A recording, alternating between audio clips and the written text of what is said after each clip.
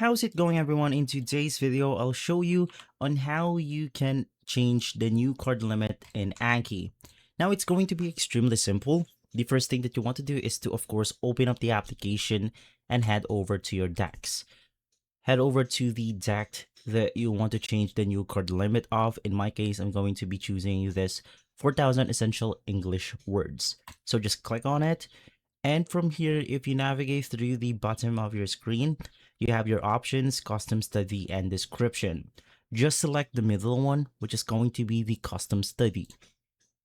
In here, this window will show up on which we have a setting called increase today's new card limit by 0 cards. So in my case, I'm just going to change this into something like 15.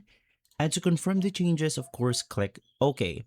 Now, in some other cases, it will be selected into something like increase today's card limit review. So just make sure that it is selected on the first one, confirm, and then there you go. If this video has been helpful, leave a like, subscribe, and follow us for more videos like this. Thanks for watching.